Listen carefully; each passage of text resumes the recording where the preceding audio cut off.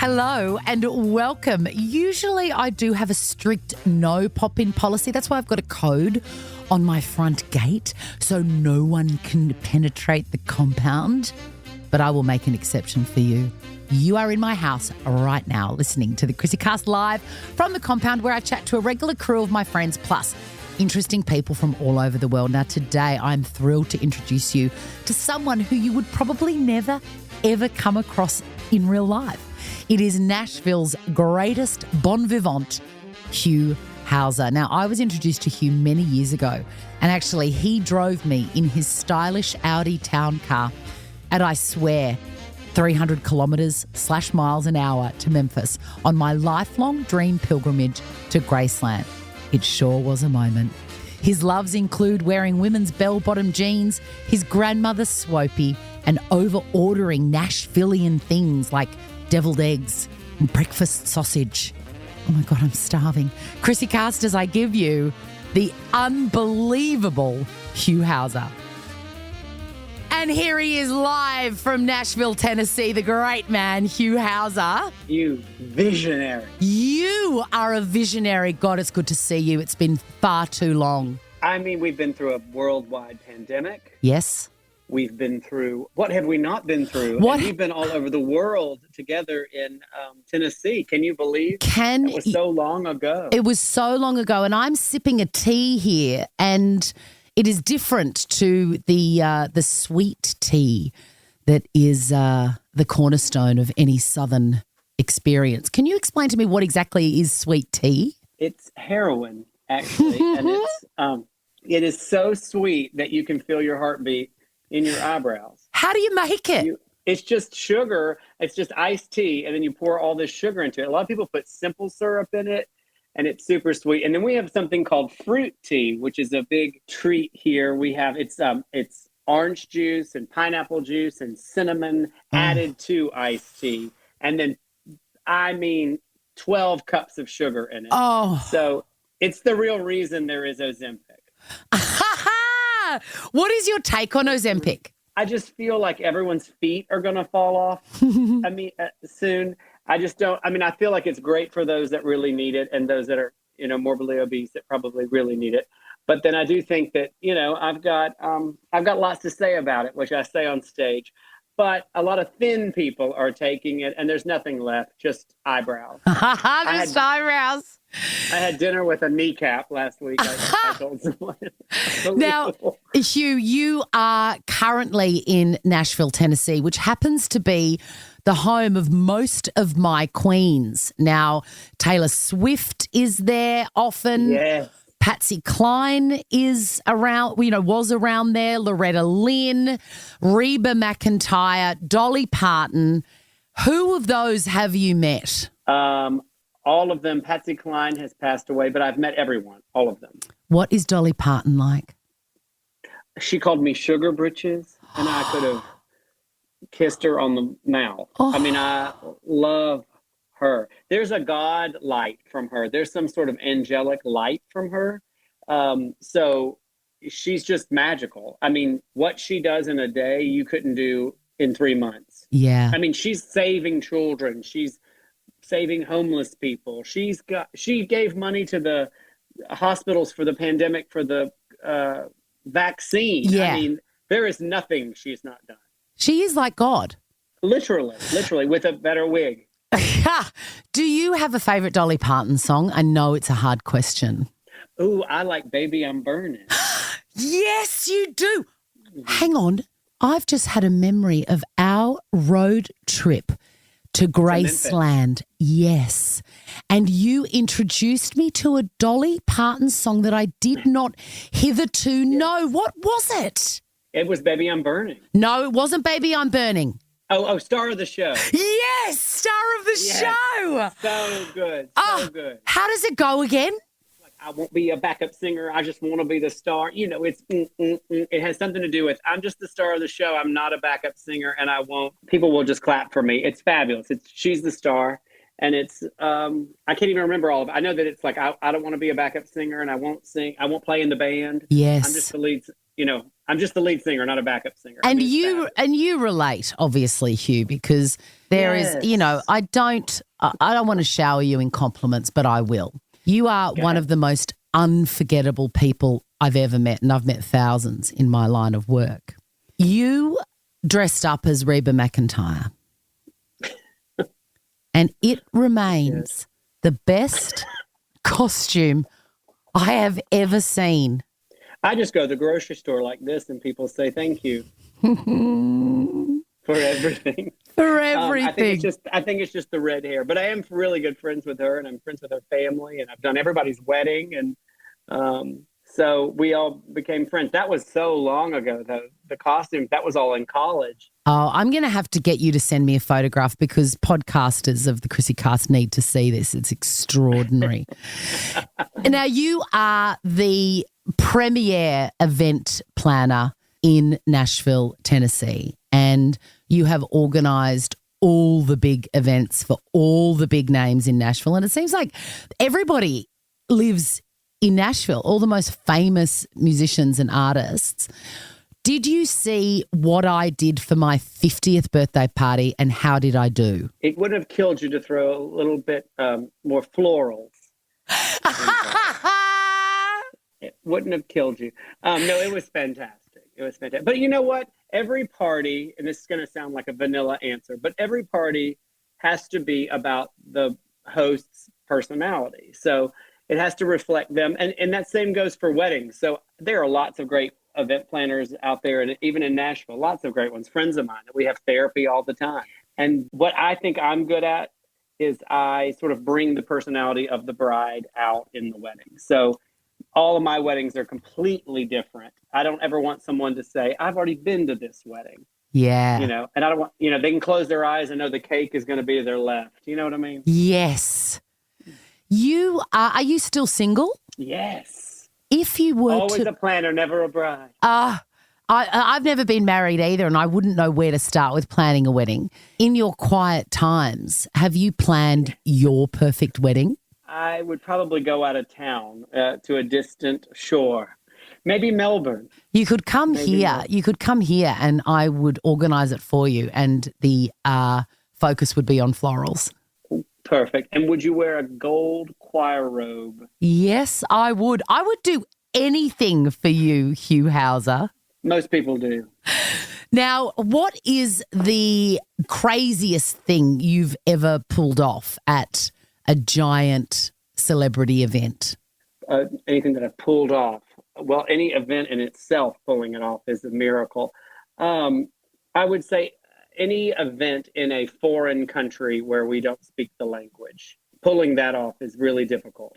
So I just had a wedding in Mexico, and we brought a translator with us, a great friend of mine who's a hoot, who actually used to be Anne Murray's manager. Could You Die? Anne Murray. What's a big Anne Murray song? Just sing something. And even though we ain't got money, I'm so in love with you, honey. Anne Murray. I know her well. A Canadian. What a vision. And all those Christmas albums and her little spiky hairdo. Oh. She was great on, I feel like she did a Muppet Show. Absolutely she did. Yeah. Didn't they all? Yeah. Those were the days. I wanted to say, and I hope it's okay, you are now 43 years old. I am. I came on the Mayflower. According to my friend Joel Chrissie, that is about 84 in gay years. That is correct. I'm lucky to have legs. How is it going? How is it going being an 82-year-old man? Well, it's actually wonderful. I eat solids, and I've had nothing but success. I started this crazy second career of comedy, which has turned into this madness. Tell me about that, because you've had many incarnations in the life of Hugh Howser, and that sort of bravery and risk-taking really appeals to me. You are obviously an event planner and that is your thing, but what happened that you went, you know what, I'm gonna scratch this performance itch? Well, I always have performed, and I was a theater major in college, and then I went to acting conservatories, and I always always acted. I was always in the theater. And then I thought, and I've always been funny. And so I just thought, why not? But what really, truly, honestly happened is that I met a fabulous woman named Leanne Morgan. And Leanne Morgan inspired me to do it, but because we became friends first. As an event planner, I would hire talent to entertain and MC events, and she was one of them. And we locked eyes the day we met and fell in love. And she's become a huge star now. And we've wrapped our ankles around each other and fell in love. And she said, you got to do this because I'm going to tell women they're going to make it, and you're going to tell them they're beautiful.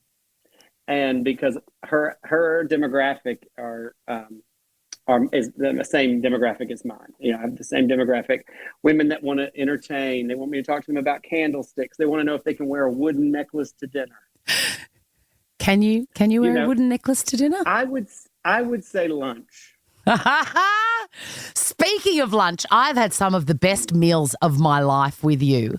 I remember we sidled into a booth with your sweet mother and ordered deviled eggs. Yes, wasn't that divine? I've never seen someone order with such gay abandon and generosity as you. There was so much food on that. I was like, how many people are coming? At least 9. At least 9. Have you always been that kind of, we'll get a plate of that? Yeah, absolutely. Well, I'm an entertainer, first of all, and also a party planner. And I wanted you to taste the cuisine of Nashville, which is stunning. And we all probably had gas behind our shoulder when we got up. Do you remember when we were on our road trip, we were a little bit hungry on the way home and we stopped into Loretta Lynn's? Yes, the country kitchen where they had breakfast, and you had that sausage. Oh, and a biscuit. Yes, absolutely. I've tried to recreate that. I found an American supermarket here in Australia, and I went and got the mix. Like there's like a packet mix of biscuit. And if you're listening and you don't know what a biscuit is, because a biscuit in America is different to what a biscuit is here in Australia. A biscuit is like a cookie. Yeah, shortbread. Whereas a biscuit in the States is like a scone or a scone here. Mm, mm.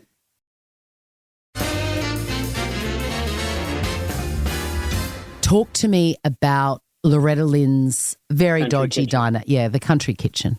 Well, remember we went and that sweet woman that had a big perm was working like a mule, getting that sausage out. The people fighting over sausage, beating each other, trying to get up there to the buffet. Yep. Oh, and we cried. I think I saw you ate with your eyes closed because you loved it so much. I saw you really get in there. Enjoy. And I did a full photo shoot from above of this perfect plate with biscuits and like grits or something and gravy. Yeah, divine. It was so good. And just so unhealthy, but delicious. And people master that recipe, and it's different places, but it's really just flour and grease and sausage and bacon. It is magic. Bacon grease. Yum. Now, country music and the country lifestyle is in your DNA. And I've always found it, I grew up on, my parents loved Charlie Pride and all of those sorts of people, Tammy Wynette and obviously Patsy Cline. I've always found country music and stories from the South unbearably tragic. Horrible. Plane crashes and breakups and divorces, and everybody's cheating on everybody, and it's like a night at a gay bar. Why is that a characteristic of Tennessee? Why? Like the Patsy Cline story is utterly tragic. Terrible, the worst. And there's even documentaries about it, and it's even worse than you can imagine. And they told them not to fly, and they still flew, and it was just horrible. And then Jessica Lange played her in Sweet Dreams. Oh, that was fantastic. I was obsessed with that soundtrack. That movie with Jessica Lange was really where I sort of came across Patsy Cline, and fascinated. I mean, as they lower me into the ground, if they're not playing Blue Moon of Kentucky, then I don't want to know about it. Right, right, of course. I love it when she gets all growly in there. I say, blue moon of Kentucky, keep on shining. What a I love the song. fact that you even know that. It's so amazing. Is that like a bit of a B-side for Patsy Cline No, fans? it's a great song. I'm just so happy that across the world you know that song because it's a great song and has a great beat. And I like what's the song about coming over to my house? Oh, she's got one where she's inviting the neighbors over to her house, and it's fast too, and she growls on that one. Yeah, I have love to it. send it to you. It's Oh, fabulous. I It's love it fabulous. when I've she forgotten it growls. now. It's the best. But it was such a great movie, and it was really impactful, much like Big Business or Beaches was to me, because Bette Midler was such a profound impression upon me as a child. And I remember seeing her with my grandmother saying, I have to marry that woman. I have to marry her. I Yes. was absolutely fascinated by her. You would make a Fascinated. wonderful couple, not unlike David Guest and Liza Minnelli did back in the day. Right. We've been beautiful together. We would look like a couple nice ladies at dinner. Speaking of your grandmother, I do Stunning. believe her nickname is Swopie. Yes, her name was Swopie, and she also had a profound impression upon me and was hysterical and had a big hairdo that you cannot even imagine. And our whole lives revolved around that hairdo. We could not call her on a rainy day. We could not take her swimming. We could not. Our lives revolved around that hairdo. And I was mesmerized by her because she was a big entertainer. She had people over all the time. She wanted us over all the time. And she was just so hospitable and so fun all the time. And even in college, I would just stop by there and hang out with them, lay on the couch and laugh with them all day. And my grandfather was hysterical too. Hysterical. And what did that mean to you as, I would imagine quite a funny, interesting, flamboyant child? What did it mean to you to have someone like Swopie that just loved you to pieces? Well, she would sort of be like, I have a wonderful homosexual grandson. Wonderful. And the best part of having a homosexual grandson is you get a much fuller Christmas tree every year. Much fuller than the neighbors. And she would leave the funniest voicemails. I was in college, and of course I would go over there and decorate her house for every holiday or whatever. Of course, why wouldn't I? And she had every decoration in the world. She did whatever I said. And I remember it was all Halloween, and it was like, let's say it was November 3rd. And That's my birthday. She left a voicemail. Yeah, in my dorm room with my roommate, who was hilarious. We had a ball together. And of course, my side of the room was perfect with wonderful bedding and gorgeous pillows and lamps. Of course. I think I had a fan back chair, a director's seat with my name in it. You were a wonderful homosexual student. Yes. And he had like an egg crate mattress and one pillow. I think he looked like Oliver Twist. And my whole side, like, I don't even know that Lawrence Arabia lived next to his roommate. Anyway, one time we came home and I had this voicemail from her, and it said, Hugh the third, it's Granny. Listen, Daddy and I have just come home, and the Halloween decorations are still up. It's November 3rd, and the neighbors are going to think Daddy and I have passed. Can you get over here immediately before they call an ambulance? And that was on my voicemail. Back then, you had big answering machines, and everybody played it and just died. Daddy and I have passed. Because that's a big thing in the South. They call each other mama and daddy and things like that. It's hilarious. Yeah. Mm-hmm. So that is bad manners, to leave things up past the event time. Well, I think in their 80s they were worried about it, thinking that she was so worried at the end of her life when she had her fall and some bad medical issues. I had to call an ambulance, and she requested that the ambulance did not have a siren or its lights on. And so I had to call. You can't do that. That's against the law. And so I called and said, will you kindly turn the ambulance off, the lights off, because they're going to think she's dead. And she was worried to death about it.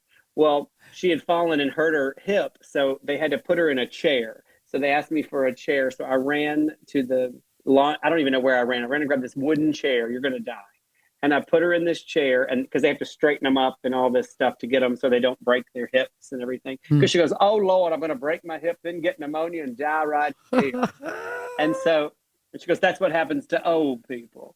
Okay, and so I picked her up and I put her in the chair, and then I remember specifically standing outside the ambulance, and she was coming down the walk, and she said, out of all the gorgeous chairs in my home, you have chosen this horrible chair for the neighbors to see, and for all the children in the neighborhood on their bicycles to see me in this horrible chair. I have gorgeous wingbacks. I have Chippendales. I've got, and they just shut the ambulance doors on, and she's still talking about the chair. So that's the life I lead. What is the portrait behind you, Hugh? Well, that's just a painting. It looks like it belongs in a dentist office. Hang on. But this is what you really want, I believe. Let me see. Can you see there she is, Swopie. There she is. Oh, let me see. Her hair is nowhere near as high as you said it would be. Well, that was later in life. It got bigger through the years. Have you thought about commissioning a portrait of yourself? Because I would hang it in my house. Absolutely. I've met with the oil painter, and we've discussed it, and we're just working on the right shade of tan. Speaking of tanning. Yeah, go. Well, my skin and my hair is the same color. I'm like a My Little Pony. I haven't seen my nipples since prom. I've been tan my whole life. And do you dye your own hair? Here we call it Just for Men. Is it the same product in the States? Excuse me. Do I dye my hair? Yes, of course. It takes a village. I mean, I don't do it at home. I'm not an animal. There's gays. There's 3 people that work on me like a tune-up on a race car. Like a pit stop. Yes, a pit stop. Absolutely. I've taken to dyeing my own hair because there's a cost of living crisis, Hugh, and I can't afford $150 every 3 weeks. Oh, I don't have to go that often because I'm not quite as old as you. This is true. You've got 7 years on me. But in the gay world, I should be put down. Yes. Oh, absolutely. You're ready for Swopie's chair. Euthanized. Yes.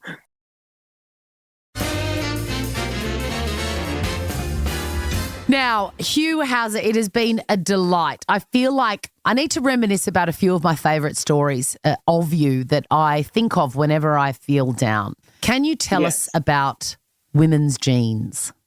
Talk about whose? Women's jeans. Jeans in general? Blue jeans made for women.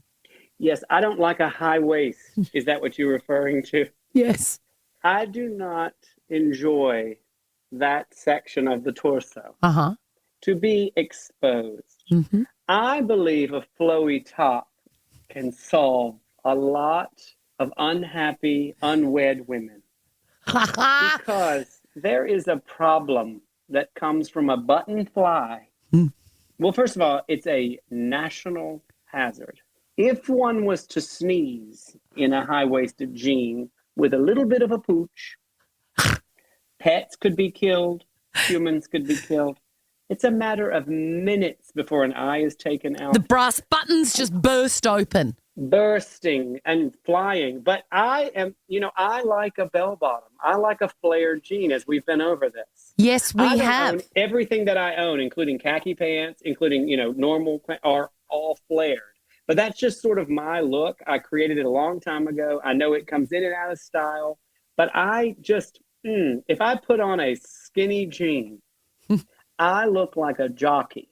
I look like I could ride a horse. It just doesn't work. And, I like a little heel, a little platform boot wouldn't kill anybody with it. And so, I will see a woman in an ill-fitted jean with an upside down heart bottom. Yeah. And she's single, Chrissie. Surely that's got nothing to do with the upside down heart bottom and the jeans. It's just the most horrible silhouette. It just is infuriating for the gays. We're furious about it. I think we town hall meetings about women's jeans. Spray. It came in style, and I don't know when it came in style, but people thought, I think that I'll pull them up as high as I can and button them. Yes. I do believe, though, getting a pair of flares in a man's style is difficult, and I think you may have settled on a pair of women's jeans in the past. I may have gone to size 32, ladies. I may have. And maybe a size 14 blazer every now and then. But I am very specific about the fit and the style and the brand and the designer and the, like they make a thing called a boyfriend blazer. Yeah, I love those. Well, I personally have had boyfriends. So I happen to think, why can't I wear it? It's called a boyfriend blazer.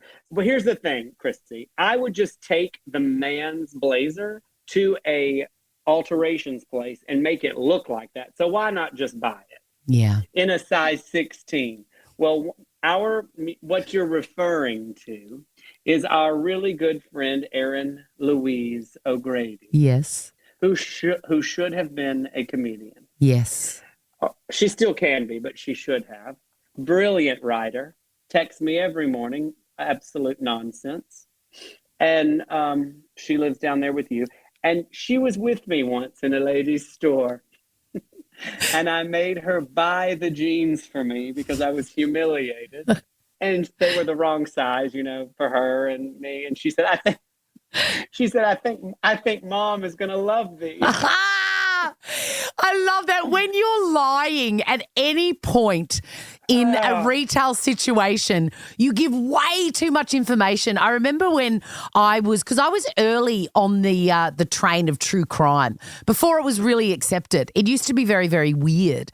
And I remember I would go to bookstores and buy, stories about hideous serial killers and all of that stuff. And I would absolutely blame my mother. I'm like, oh, Mum sort of wants this. And I mean, she's crazy. Obviously, I wouldn't even know what this is about.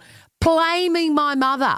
I can't tell you how many blazers everybody in town thinks my mother's wearing. I'm like, oh, they're like, I don't think she's a 14. I'm like, well, she's, it's been a rough COVID, got us all. Spray tanning, Y/N, yes or no? Yes, at all times. I don't even know, I've not seen my epidermis in so long. I don't even know. I have this little redneck woman that comes to my house and pops a tent up and brings her baby.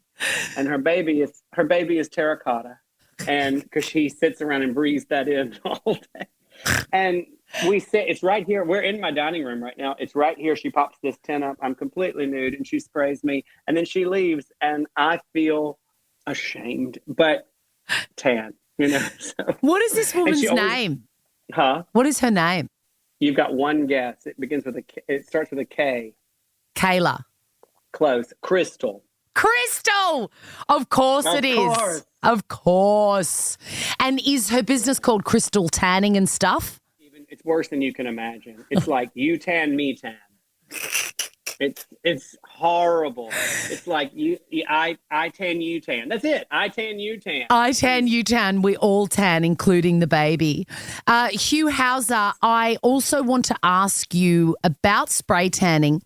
Do you think it's like an addiction? Like you start off with colour 2 and then you end up terracotta? Yeah, or if I take a bath and I think, how do I get Crystal on the phone when I get out? That's the problem. But what I do is it's every Thursday. So I also go to a spray tan place where I can just walk in. Crystal doesn't always come over, but because you can't. I mean, she's got alimony and ex-husbands and people with shotguns, and she's out of control. Yeah. But there's lots going on. So I do go tan. So that's a problem because I have an unlimited spray tan package. Of course you do. I can go anytime I want. I can go twice a day. That is brilliant. Now, Hugh Howser, we've got to know you very well over the last 40 minutes or so. I just want to show this photograph of you as a child, and I want you to tell me what sort of kid this was. You are sitting reading a Bible, I think, on a candlelight ottoman. Well, what else would I be doing? First of all, at that time in my life, I was running 3 corporations at that time. And one was a department store. And I was born, Chrissy, I was born a 75-year-old woman. Yes, you were. I have always loved to gossip. I remember being 9 years old and talking about people's divorces and being like, I don't know if she's going to make it. She didn't have anything saved, any money. I was 8. It does feel like you were someone else in a past life. I was 100%, like a lord. I was thinking of someone like, Estelle Getty. Oh, yes, I was the 90-year-old woman. Yes. Yeah. Yes. I thought you meant in that picture. I look like an Earl of Candle. Earl of Candle. You seem like a person that has really unlocked their authenticity, and probably with the help of the women around you your whole life, you have been able to maintain that through support and appreciation and encouragement. What is your advice to somebody that is feeling like they are lost or not themselves or hating their job or wanting to change things? Well, I think a lot of people in the world hate their job because of repetition, and it gets boring and predictability. So I feel like if you already predict something at work that annoys you, you're going to be irritated all day. That's the worst feeling in the world because you already know what the person's going to say at your office. It usually has to do with other employees. So I think people love me because I've unlocked this, like you said, my authenticity. I've unlocked it so long ago, and I've always been this way. I don't even know a day when, I don't even know what a day would be like without making someone laugh, because I want them to feel great. Like today, I made a little kid laugh at a restaurant about something, he was ringing me up and I made him laugh, and he just probably had a really stressful day and it really helped him. So I know that I come across as pretty strong and intimidating because I'm confident and all that, but really I'm painfully exhausted when I get home because it's a lot. So what I'm saying is repetition and predictability can be irritating, even for someone that's funny. And sometimes when I go to parties, I'm like, they just invited me to make people laugh. So you have to really be truly, truly happy in what you're doing. So for instance, I really am happy making someone laugh, but not if it's forced. Yeah. You see what I'm saying? Yeah. Does that make sense? Yes, it does. So I think if somebody is miserable in their job, they have to change it immediately. They have to quit. Once you're happy at work, you'll be happy, forever. So well, I tell you I'm what, thrilled. Hugh Howser, live from Nashville at my house at the compound. You have certainly made many, many people laugh today. So you can call Crystal and get a celebratory spray tan. All right. Oh, you're so thoughtful. Well, I already sprayed for this whole podcast. Of course you did. Thank you so much for your time, Hugh Howser. You're the best. I want to come and see you. I want to be there in that apartment right now. Oh, I could make out with you and that potted palm beside you, which could use a little adjustment to the right. Thank you for your input. The shame. You're welcome. Love you, my doll. Love you, Hugh. Bye. Bye, doll. Thanks, darling. Isn't he a terracotta-coloured dreamboat? For more Hugh, and frankly, you can never get enough, you can follow him on Insta at Hugh Howser. Or, if it is geographically possible, you can pop into the premier stand-up comedy club in Nashville. You'll find him headlining at Zany's. We've got a great episode planned next for you, so keep across all the ChrissieCast action on Insta and Facebook at the ChrissieCast. I just loved your company. Meet you back here in a few days for more, I don't know, just stuff and nonsense.